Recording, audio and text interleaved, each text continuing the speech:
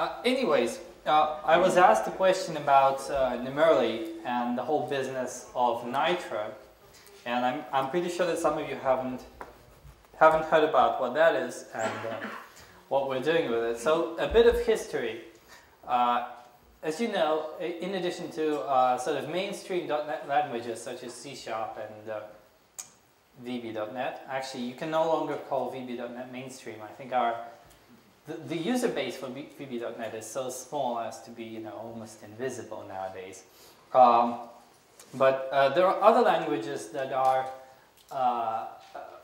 well, two languages come to mind that support the notion of metaprogramming. That's Boo and Numerly. And Boo is this kind of Python-like language that I myself remember. I remember myself using back in the day. And Numerly is also a language that has, well, I guess, even more powerful metaprogramming. And some of the people who developed Numerly back in the day were hired, I think it was about 2 years ago, by JetBrains. So we hired them to do something for us. And the question is, to do what exactly? Because the idea of having a .NET language with metaprogramming, it opens up lots of possibilities, but all of those possibilities are very kind of domain specific, as you can imagine.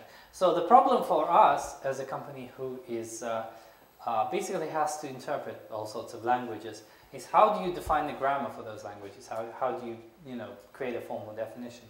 And at the moment, if you look at the ReSharper SDK, the definition for a programming language is actually rather ugly in the sense that it's not very structured. It uses a very custom PSI format, and it's generally like for somebody using it from the outside, it would be very difficult to understand. So what we decided to do, and I know it's a dangerous thing in the development world because the developers seem to be particularly averse to this sort of thing. We decided to build yet another, effectively yet another DSL toolkit. Because we already have one, it's called MPS. Maybe some of you have heard about it. MPS is a tree-based metaprogramming system, whereas Nitro, which is what Numerly was actually used to build, is well, I guess it's more of a text-based system. And the goal for us is to be able to support new programming languages quickly, in the sense that a new programming language comes out and we very quickly need to, well, this is how the process typically works. You get the language specification and you read it and you and then you put it in code. We want to do that as quickly as possible, so essentially this Nitro is a toolkit that we built for us, but this is something that we're going to put out there in the open, and it's going to be, hopefully help some people who do want to define their own languages, but don't have the best toolkit for that yet. For some reason, and I don't know why, the whole MPS, the whole DSL scene is not as popular these days. I think there was a time at some point in history where DSLs were like, oh, I think Martin Fowler wrote a book on DSLs. But at the moment, it seems to have died down. Nobody really believes in it that much. At any rate, we work with DSLs every day. I mean, like SQL, for example, is a DSL, and I don't know, mathematical notation is a DSL. Actually, speaking of math, maybe this is a good example for our bonus session. Something that I built back in the day, which is let me just show you briefly. This is supporting the claim that DSLs are still relevant, provided that I open it up. So, like, this is an equation, right? It's something that's using mathematical notation, and typically, like, if you're a developer that has to turn this into code, you would be spending a lot of time, right? Because I mean, you have to do all the multiplies and math.pow and all the rest of it. So I thought, screw that, I can't spend my time doing this. Especially, I didn't have one of these equations, I had like a gazillion. And I thought that I would make so many mistakes, I would simply, get fired or die writing all those unit tests. So what I came up with is an idea to somehow, well, do anything to turn this into C#. And it turns out that you can, because, well, these sorts of equations, they're actually, if you look at them, let me jump into it. You can actually copy them in this funny little format called MathML. MathML is essentially XML. And because you can get an equation in XML format, you can transform that XML into anything you want. and that anything can be C#. So let me copy this. Just copy it. And I paste it here.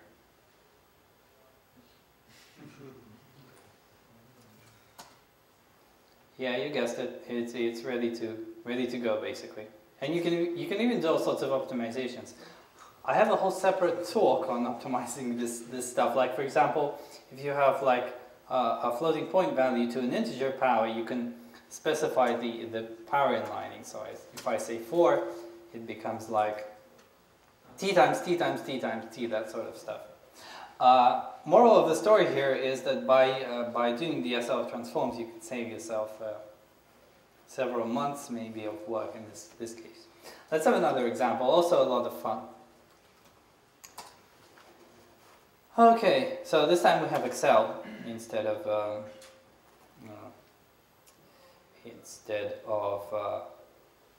math notation, but the idea is the same. You've got Excel formulae, so you've got log of something by something plus whatever divided by the square root of something. Oh look, I have a cumulative density function of a normal distribution here. Fantastic. Now, once again, I want to turn this into, I don't know, C#, C++, whatever. How do I do it? Well, the problem here is that you can't get XML from this, but who cares? You know, if we're into this whole business of parsing things, why not parse this? This is also a DSL. It's just a DSL called Excel formulae. So what I came up with is this idea that we're going to specify how Excel cells relate to code.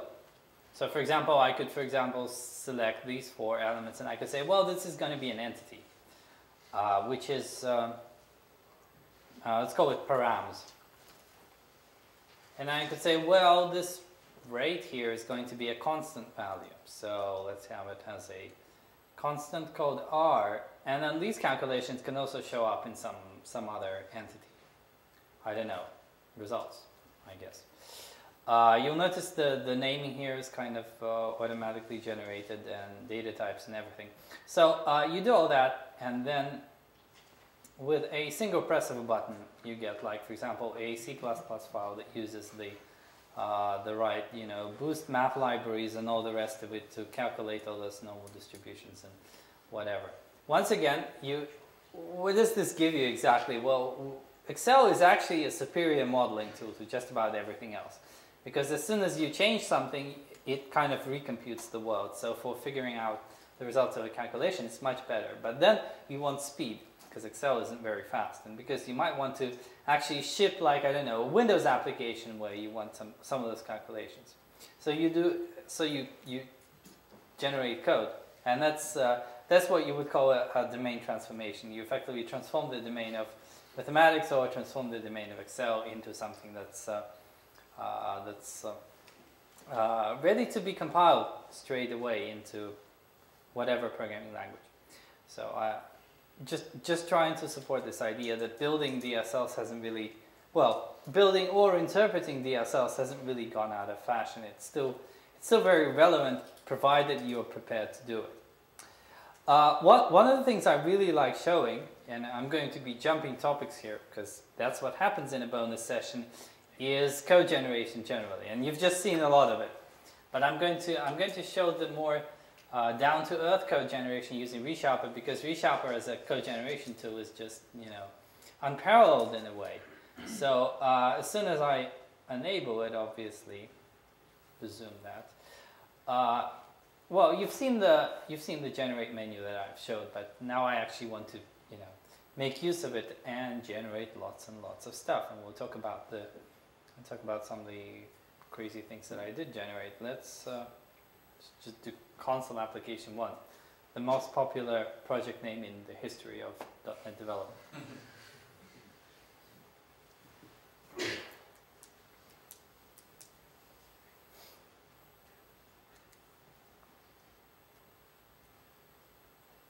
Alrighty. See, I spent so much time researching and implementing a maybe monad using Fluent extensions on generic, only to have Microsoft come out and say that in the next version of Resharper we'll have the lazy, null operator, the question mark dot, which puts this all to shame. So I will try to forget about it. Anyways, let's do a familiar person class. By the way, notice that I'm not creating classes using Control-Shift-A or whatever. This is slow, and ReSharper gives you its own set of file templates. Faster initialization, shall we say. So anyway, some of the things I mentioned in the previous talks is that to initialize this, you can basically do stuff like PS name, PI agent, whatever. You can generate constructors using that CTOR generative stuff, but here's the generate menu. So essentially, like, I could pick a constructor and say, well, I do want to initialize both name and age. Press finish, but I could also pick none of these and press enter. And that's typically how I make a constructor. I just go alt insert like that. Saves a bit of time. Of course, the constructor is probably like the simplest thing that you would typically be generating. There are far more complicated things. So for example, I don't know, well, let's start with something slightly more complicated, generating formatting members. So generating a two-string implementation with name and age is, you know, a fraction of a second. Then again, you know, there was the really complicated stuff because I could write all of this by hand. But when it comes to comparisons, for example, that's one thing that got really difficult because basically, if you want equality members, then there's lots of stuff that you can have. Well, you pick the elements on which to compare, but then you might want like an I equatable of t, you might want equality operators. So as I press finish, you'll notice this generates a lot of code. And this is the kind of code I couldn't really tell you how to write because I have a book on my desk called C# in a nutshell. Basically, if I need to write stuff like that, I have to dig in there, and it's an excellent book, by the way. But this is even better. I just got all the code done.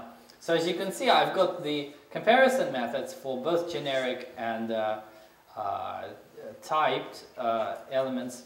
I also get an implementation of get hash code that's kind of attuned to what my members actually are, and there are even null checks here. So it would calculate the hash code, avoiding like doing get hash code on a null value. And then I also get the comparison operators like equals and not equals. These are just, you know, these are some of the constructs that you generate because a lot of code gets generated through refactorings, for example. So let's suppose that I start defining an address for that person. So I might have a house number, I might have a house name, and I might have a city, for example. And then at some point I decide that this has to be in a separate class called address. So with ReSharper, what you would typically do instead of just, you know, cut and paste and fixing things. By the way, let's actually make some. Let's delete toString. And oh, that was too many. Let's delete toString and let's reinitialize it again using the address. So formatting members. There we go. Now we're using those values. You can also use them in the constructor as well, like so. Okay. So the question is, I want to take these out to a separate class. How do I do it? And you know, I have to generate some code for it. The way to do it in ReSharper is you bring up the refactoring menu and you choose extract class. And so ReSharper is asking you, well, okay, what do you want the extracted class to be called? And in this case, I want address.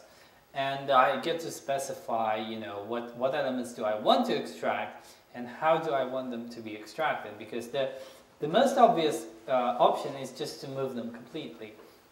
But I can also create a copy, or I can generate a delegating wrapper. So let's do a delegating wrapper for city, and let's do a copy for house name. And press next. So what happened there? Well, first of all, we now have a new class called address. Ta-da! It's kind of auto-generated for you. And then that class is actually being initialized in the constructor of person. So you'll see that there's a private read-only field here, and here is the initialization. And then when it comes to implementing the elements, you'll notice that house name has been replicated because that's how we set it. And city is what's called a delegating wrapper. So it's something that delegates the values being assigned to it by saying, well, if I got a value, I'll assign it to address.city. If I need something, I'll return address.city. And if you look at the correctness of the toString implementation, it's still fine. It's using address.houseNumber, and because these properties are replicated, it's using them as well. And I guess the same thing can be said for the constructor. So the constructor here, the one that initialized these properties originally by setting them locally, is now calling the right constructor with the right parameters. That's all that stuff in address has been inferred from the way that Resharper has looked at the code and analyzed it and figured out the way that you would typically assemble. And that's how you generally end up with lots of code effectively for free. So you didn't pay any mental tax in terms of figuring out how that would all be created. I actually, not sure if I'll be able to show it. Let me try something else. Let's try getting an extension. I'm not sure if it's okay. Actually, it's probably broken in 8.1, but I'm going to try anyway, just for the fun of it. So,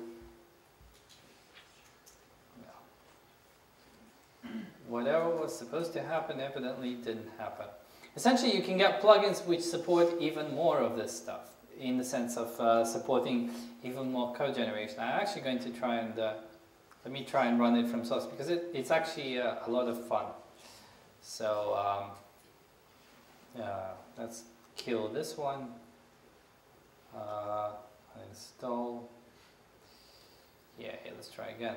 And this will also be an illustration of what a Resharper plugin actually looks like under the covers, because, well, it's just a dynamic library that you give Resharper, and it's Resharper effectively acts as a dependency injection mechanism or a container. So all you have to do is decorate your types in a particular way, and off you go. So let's, as soon as this is done, alrighty. So what I'm going to do is this is a source code for one of the plugins, and I'm actually going to run this, and hopefully it will bring up another version of Visual Studio that is able to demo all this wonderful stuff, because there's some real black magic here. All right.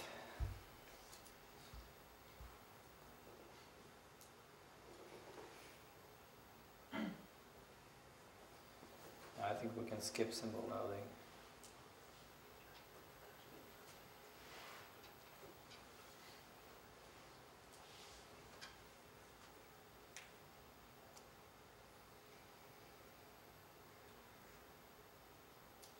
Okay. Now I hope that wasn't my machine. That's usually how it beeps before the power goes out, and I realize I haven't plugged in the adapter probably. Scary stuff. Alright. Just a little bit more patience and we'll get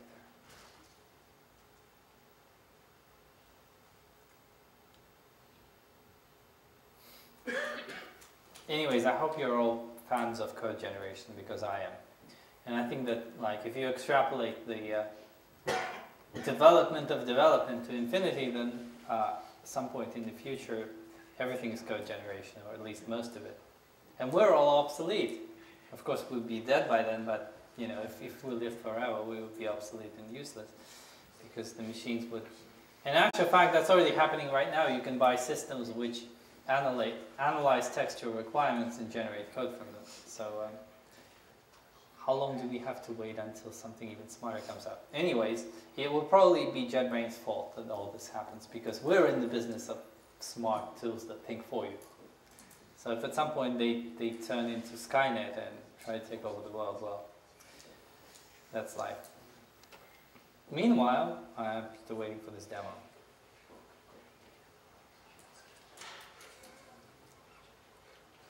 Believe me, it's worth it once it gets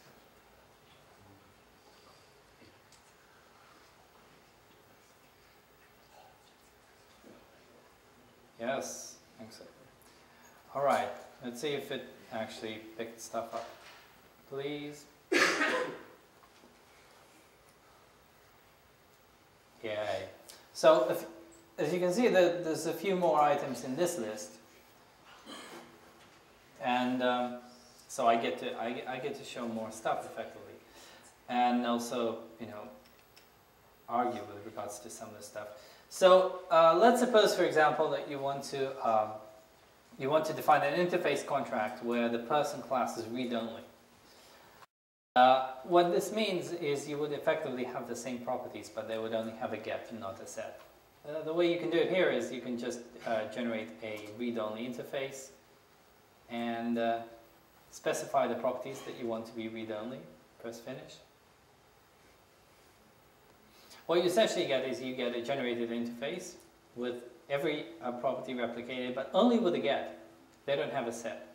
And the reason why you would want this is because somewhere along the lines you might have some method somewhere where you want to specify that it will take a person, but it will take it in a read-only fashion. It will not affect it. So you say I read-only person p. Remember, immutability is something that's not very well supported in C# unlike F#. So we take what we can, and in this case, never mind the particularly slow typing. This is happening because we're debugging a plugin. So we're essentially debugging Visual Studio. So this is how it would appear. Yeah, Reshop is complaining about accessibility is always right. And as you can see, person now implements I read-only person. Yay! There is no fun without exceptions. Well, when you're debugging a plugin, that's expected. So that's an example of a generator. Another generator is like a binary read-write generator. This one is interesting. What it does is, let's take a string and an int, for example. It effectively, if you want to use a binary reader and binary writer to serialize and deserialize the class, then it generates these methods for you. Read from and write to, and those basically kind of for the read from, it invokes the write methods like read string, read in 32. For the binary write, it just does bw.write. There's a lot more magic here. So let's have some fun with, I don't know, literals, for example. Like how do you define a daytime? Let's have a daytime. So var birthday equals. I'm going to type much faster than this updates for obvious reasons, but let's have 12, 12, 12. All right, so this looks like a string, right? Hold enter, replace with daytime. Ta-da. Or you can have, I don't know, PHP style string splicing. Var. Actually, we probably want this for. Let's have this in the toString. It's a lot more fun. That's the toString method. All right, so I want to do a toString. So I say my name is name, and I am age years old. I think you've already guessed what's going to happen here, but just in case you didn't. Splice string. Ta-da. Something more difficult, I don't know. XML inside a string. I hope this works. Var XML equals var. Something like this. I sincerely hope this works because it's a lot of fun. Yay! So if you're using system.xml, you can sort of generate this construct. Actually, it's a lot more fun when you take something from the web. So let's redo that. Let's take a big chunk of stuff. Okay, where should we take XML from? I don't know. Sample XML. Yeah. I've already visited this link, so I must have done this a couple times before. So view a sample XML file, fantastic. Okay, let's copy this. So you can take a chunk of XML that you got from some API, and then you want to paste it. So you go into paste verbatim string, and hopefully you can take this code and yay, and then I will put a semicolon at the end so ReSharper formats it. Ta-da! So this is what it looks like. Evidently, if you had a using statement for a system XML link, it would not be so long. But once again, it's kind of ways of saving time with this kind of stuff. Let me show you what else is bits of fun in my plugin. Oh, by the way, the whole business of string formatting, that's one of the things that people liked in ReSharper 8, this idea that if you have something like datetime,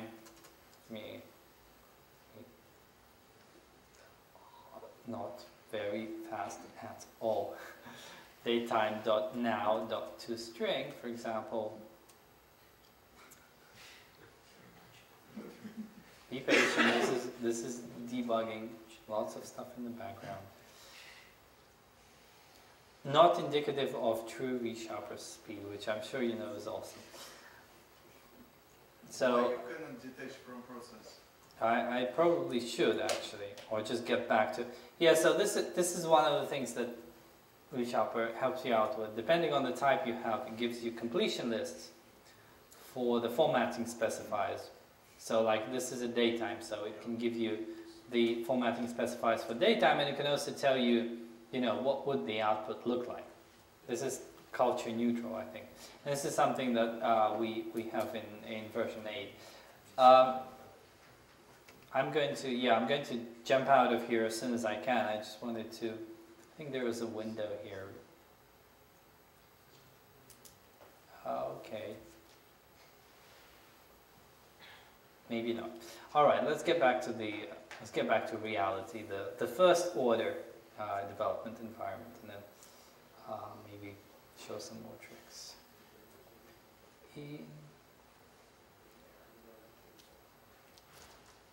Alrighty, so no plugin this time, not so much magic. Yeah, in addition to equality members, which is, well, I guess equality members assumes that there is only one way to compare two types together. There is only one true way of comparing a person with another person. That's not always the case. Sometimes you want to specifically compare things. Like you want to compare people by their address, for example. How would you do that? Well, in actual fact, if you press Alt Insert, there's another option here called Equality Comparer. And in this case, what you can do is you can generate another comparison. Well, let's compare by, I don't know, house. Why did I say house name? Well, never mind. I think it's a different person class. But anyways, if I press Finish here, lots of things happen. So effectively, I get a static member called houseNameComparer that returns an instance, which is defined just above here, houseNameEqualityComparer. And what happens is we effectively have a separate class involved with comparing by house name. So here is a private sealed class. It's got an equals implementation for person, and it's got to get hash code. And the reason why you might want these is because some of the older .NET collection APIs, they actually take these iEquality comparer kind of things. And so at some point you might need to provide one of those, and we actually give you the possibility to do so. Other stuff, like for example, generating delegating members. This is fun. Essentially, let's suppose you've got a sealed class. So you want your own string builder. You have my string builder. And you think, oh hey, I'll just extend the ordinary string builder. Well, unfortunately you cannot, because it's sealed. It's sealed for security reasons. If people could extend their own string builders, well, bad things could happen because people could substitute them in. So essentially, you end up aggregating the damn thing. So you say string builder SB, and now you probably want your string builder to implement just about any method that string builder has and propagate it. And here comes the fun. because with resharper you can actually do it without going crazy, and it's called delegating members. So grab every single member, press finish. It does take some time, and I do not promise that it will work without any single error, because some of these use cases are, hey, I didn't want this. Some of these use cases are actually rather crazy. No, it works without error. So as you can see, it replicates the API. So every single member from String Builder is now replicated inside this class, and we simply call the underline, which is well, I guess this is the only way you would be able to implement the like if you wanted multiple inheritance, for example, which is, I guess, another pain point of .NET development, that we're never going to have it. And I guess, you know, if you're not a C++ developer, you're probably totally happy with that fact. I can't blame you. I think that, you know, it's a point of contention among developers whether multiple inheritance is actually worth the effort. So that's CodeGen. I love it, and I think you should love it too. And as I mentioned, lots of CodeGen is done via refactorings and all sorts of crazy things that we do. I think I'm going to stop at this point because I'm kind of slowly losing my voice here. I'm finally starting to feel it now. Although I think in my last event I did about 5 hours and survived with a massive headache. But this is another chance to ask questions, and maybe, you know, not related to ReSharper, but generally, like why on earth do people bother making developers' lives better when you could just all go into quant finance and make millions and retire on some exotic islands and not deal with development? But you know, this is just too much fun. That's the answer to this question. Although personally, I do a lot of unmanaged stuff as well, and I'm actually very excited that we're moving into the C++ area of things, because, you know, C++ isn't just about computers, it's also about CUDA and about wonderful devices like Xeon Phis, which I get to play with. I don't know if any of you have heard about what Xeon Phi is and why it's so cool. Essentially, as you know, the CPUs in our machines and the architectures in our machines, they don't scale. You cannot buy a second CPU and put it into your laptop. There is nowhere to put it. And even if you have a server motherboard, you have a limited number of slots. So there's no way to grow your machine, so to speak. There's no way to plug an extra machine into your machine. So the first iteration of that was GPU computation, where we could get graphics cards that could do math. That's already a very well established and popular trend, shall we say. Which uses, well, either OpenCL or CUDA. I'm a fan of CUDA, but I guess it's kind of like a religion. But that still doesn't help the idea of plugging an extra computer into your computer, because CUDA is it's mainly for math. And the reason why it's for math is because even though you have lots and lots and lots and lots of threads where you can run stuff, you only get the speed benefits if all those threads are doing roughly the same thing, which is not always what you want. I mean, if you want to parse text, for example, from a solution, then it's not going to help you much, because, you know, you split it by file and you're parsing different things, in which case it's sequential, so you lose the benefits. So I was in a bit of a despair, because I thought, well, you know, that's it. I can do a lot of math, lots of wonderful Monte Carlo simulations, but what about, you know, having scalable architectures? But then the wonderful company called Intel came up with this toy called Xeon Phi, which I don't know if I'm supposed to, like, if I can advertise all this stuff. Let's just show you an image so that it's in Czech. No, I'm only guessing that this means images. Okay, that's what Google does nowadays. If it kind of changes your language without you asking. So this is a PCI card just like a graphics card, and it has 60 Xeon cores on it, and you stick it into your computer. And the great thing about this is that it's a lot better, not just for doing math, and I love math, I think math totally rocks, but for doing general purpose computation. And wait a second, the whole business of GPU computation was general purpose computational GPUs, but we got somewhat snookered by the architecture. This is like sticking 60 processors into your machine. It opens doors to all sorts of things. Among them, you know, additional possibilities for development, and basically just shipping your solutions on a device this size. I actually have like 24 of these. So I mean, yeah, they do have a very massive SIMD instruction, which should make developers, .NET developers, very jealous, because in .NET you don't even have access to like low-level SIMD or inline assembly or any of that stuff. But the great thing is that these processes, they can all be doing their separate thing. So they can all be analyzing one file from your solution. So this is what we're heading to. I mean, even if we take into account the fact that the PCI bus isn't the greatest thing in the world in terms of sending data to and from, it's still great that you can finally grow horizontally.